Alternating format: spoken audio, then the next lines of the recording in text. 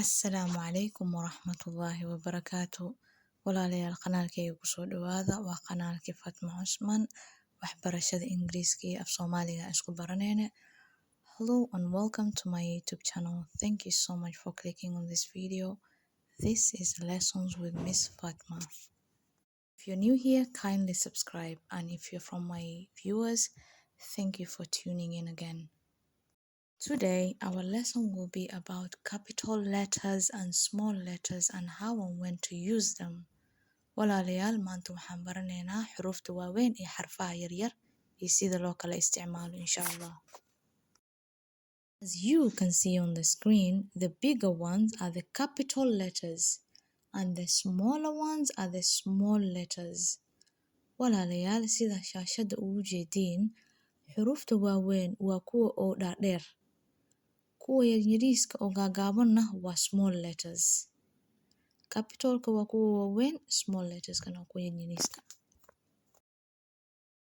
Uppercase letters is another name for capital letters, while small letters can also be called lowercase letters. Ardayda, meeshaas uppercase letters ereygaas waxaa waaye magac kale oo capital letters loo isticmaalo. Waa uun isla meeshii leh, laakiin magacyaha unbaa kala bedelan. Small letterskana waxaa la dhihi karaa xataa lowercase letters. Now I am going to teach you when to use a capital letter. Firstly, at the beginning of a sentence, you have to use a capital letter. Secondly, for names, places, and holidays. Thirdly, for the days of the week and months. And fourthly, whenever you're writing about yourself, you use a capital I. Walaalayaal, hadda waxaan i bari sida loo isticmaalo xarfaha waaweyn capital letter. Koodii hore, markaa jumlo kasta aad bilaaweyso waa inaa xaraf weyn ku bilowdo capital letter. Kadib, magac markaa qoreyso, meel markaa qoreyso, ama holiday ku ahaadoba, waa inaa ku bilowdo xaraf weyn. Kadib, maalimaha usbuuca iyo bilooyinka markaa rabto inaad qorto waa inaad isticmaasho capital letter. Markaasayto haddana markaa adiga shaqsi ahaan rabto inaad wax qorto, jumlada waxaa ku bilaaway I oo capital letter ah. Examples: This is a boy. As you can see, this sentence starts with a capital T.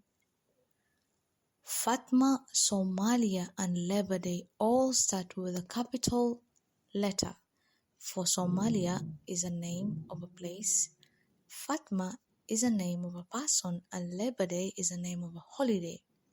Friday and December, Friday being a day of the week and December being a month, all start with a capital letter. And lastly, I am Fatma. I am talking about myself, so I start the sentence with a capital I. Walaalayaal, jumlooyinka shaashada ku yaalo waxaa waaye mithaalo waxyaalihii aan koodii horen isoo baray. Marka, kan koowaad, this is a boy. Kan waa wiil. Waxtaa aragtiin meeshaas waxaa waaye tiida koowaad markii oo jumlada la bilaawayo waa xaraf weyn. Fatma, Somalia iyo Labor Day kulli waxay ka bilowdaan xarfo waaweyn because Fatma waa magac, Somalia waa meel, Labor Dayna waa holiday. Haddana Friday and December kulli capital letters bay ka bilowdaan. Friday waxaa waaye usbuuca maalinkii ku jirto, Decemberna waa bil. I am Fatma. Tan waxaa waaye aniga shaqsi ahaana iska hadlaayo. Marka ayda koodii hore waxaa inaan ku bilaawo xaraf weyn. And now we get into small letters. We use them for every other part of the sentence that does not need to start with a capital letter. We are going to use the same example. For when we started this first sentence, this is a boy, the T was capital, but the rest of the sentence was small letters. Look at the name, the place, and the holiday. Similarly, they all have small letters after the capital letters.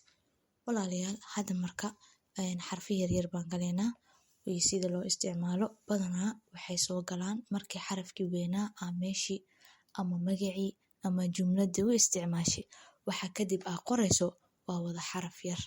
Sidii masaaladii hore aan soo qaadanay, this is a boy, meesha purple-ka aan ka dhigay waa xuruufta yaryar markay ku bilowdaan kadib xarafka weyn. Fatma ujeeda waxa waaye ku meesha purple-ka, atma waa wada small letters, fa'di unbaa capital Soomaali sidoo kale, Labor Day, I am Fatma, kulli casharkan hadaa fahanteen hoos ka soo jawaaba, bal comment kusoo qora. Waxaan is arki doonaa talaadada soo socota insha Allah.